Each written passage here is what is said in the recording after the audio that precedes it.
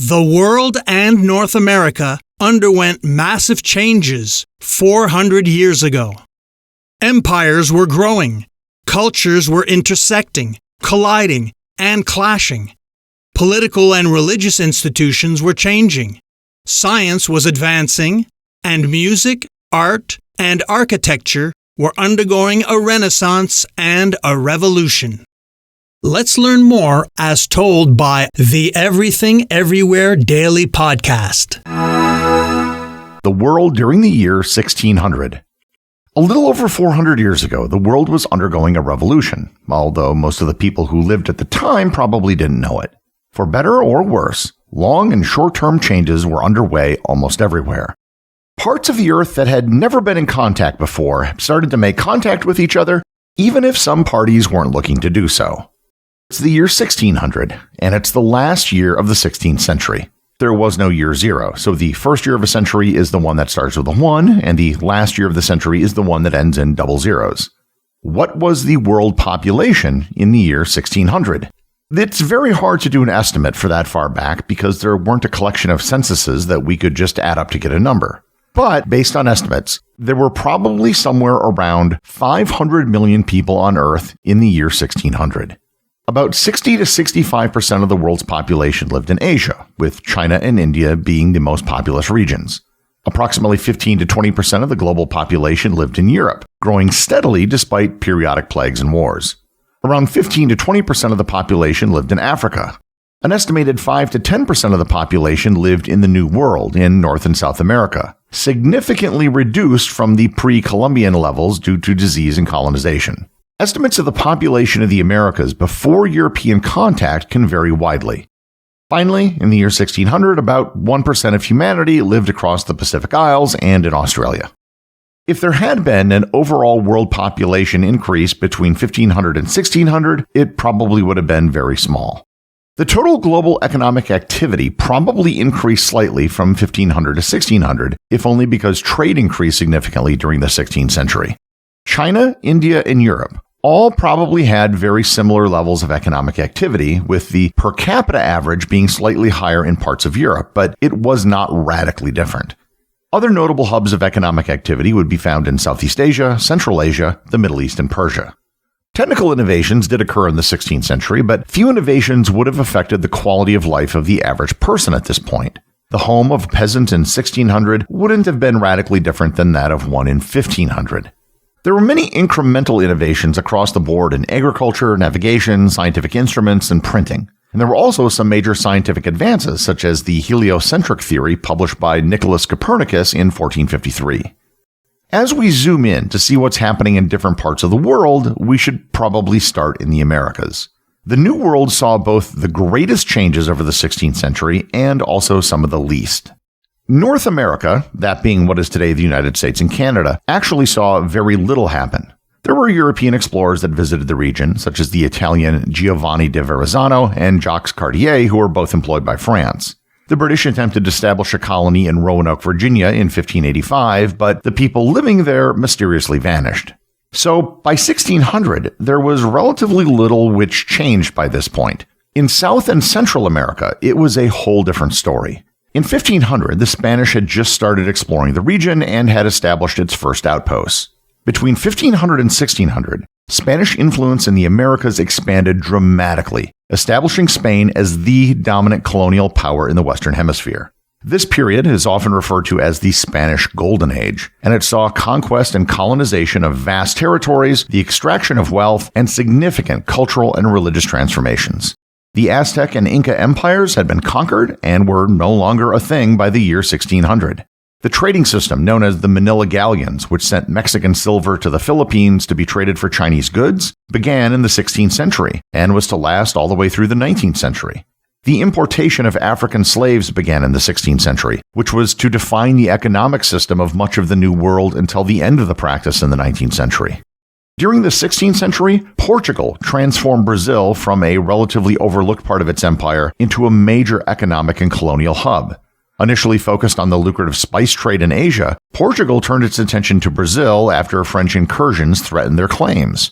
The introduction of sugarcane plantations in the 1530s, particularly in the northeastern region of Brazil, marked a turning point as sugar became a highly profitable export. One could spend a career just on this period in history in this part of the world, but suffice it to say that things changed more here than probably anywhere else on Earth. As we turn our gaze now over to Asia, there were changes afoot here as well, although not quite as dramatic as in South America.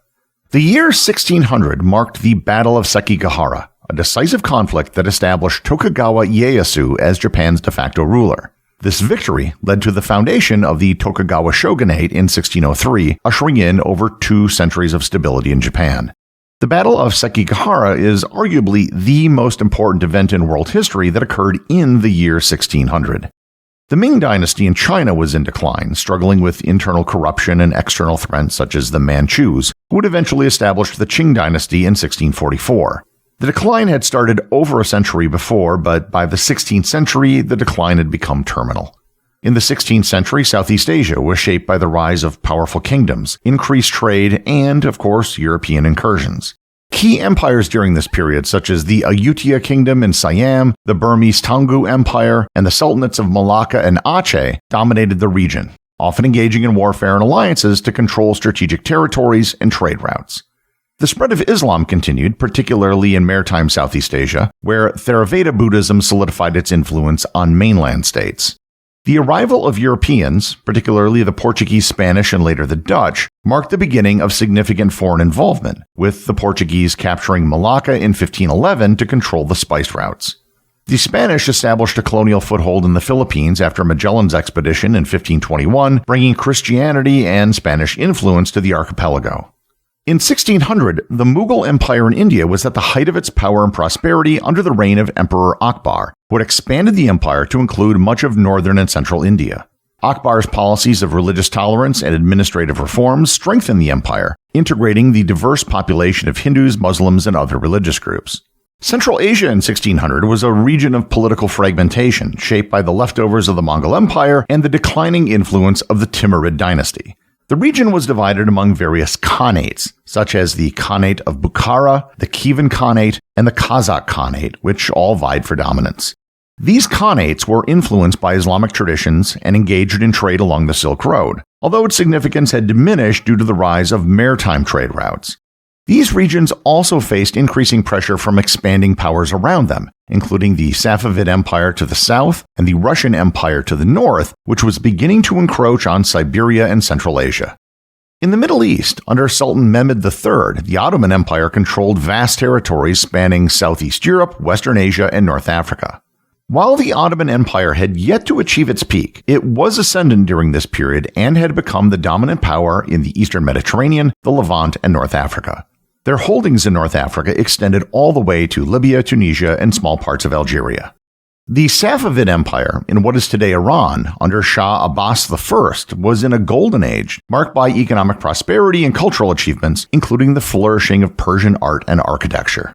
In 1600, Sub-Saharan Africa was a region of diverse societies and kingdoms, experienced significant transformations due to internal dynamics and external influences from expanding global trade.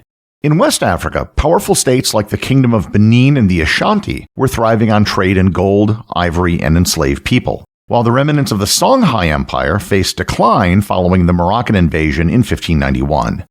In Central Africa, the Kingdom of the Congo was deeply involved in trade with Portuguese merchants, but the Atlantic slave trade was starting to cause profound social disruption within the kingdom.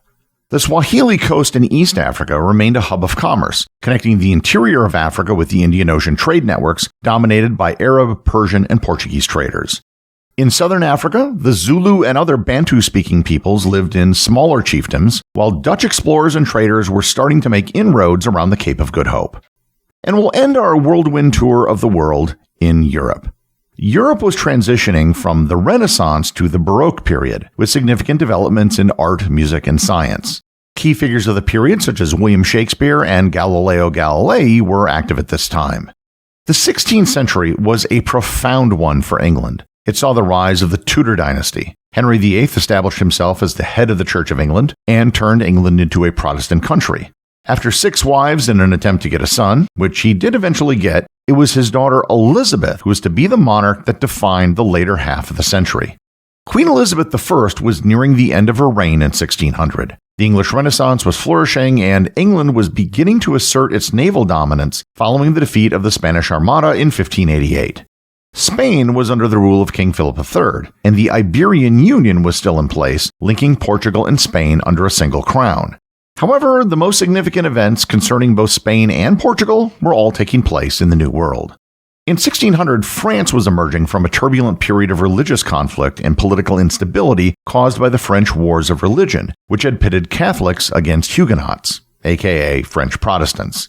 The Edict of Nantes, issued by King Henry IV in 1598, brought relative peace by granting limited religious tolerance to Protestants, although tensions still remained high. Henry IV, a former Protestant himself who converted to Catholicism to secure the throne, focused on rebuilding the country after decades of war. He strengthened the monarchy, restored financial stability, and promoted economic growth through infrastructure projects like roads and canals. In 1600, Germany was a fragmented region within the Holy Roman Empire, consisting of hundreds of semi-independent states, free cities, and principalities, each with its own rulers and laws. Religious tensions were very high as the Protestant Reformation, initiated by Martin Luther in the early 16th century, had divided the empire between Catholic and Protestant factions. The Peace of Augsburg in 1555 provided a temporary settlement, allowing rulers to choose the religion of their territories, but the uneasy coexistence was starting to fray. The Protestant Reformation was certainly the most significant cultural event to take place in Europe during the 16th century. In 1600, the Polish-Lithuanian Commonwealth was at its peak under the rule of Sigismund III Vasa, exerting its influence over large parts of Eastern Europe while engaging in conflicts with Sweden, Russia, and the Ottoman Empire.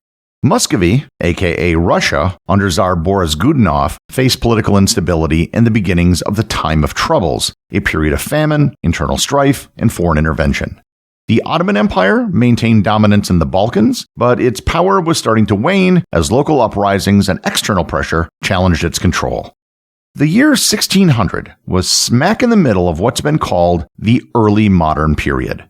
While there had been significant changes since the year 1500, it was nothing compared to the changes that were going to come in the next century. I'm Mark Vinette, and I hope you're enjoying the ride.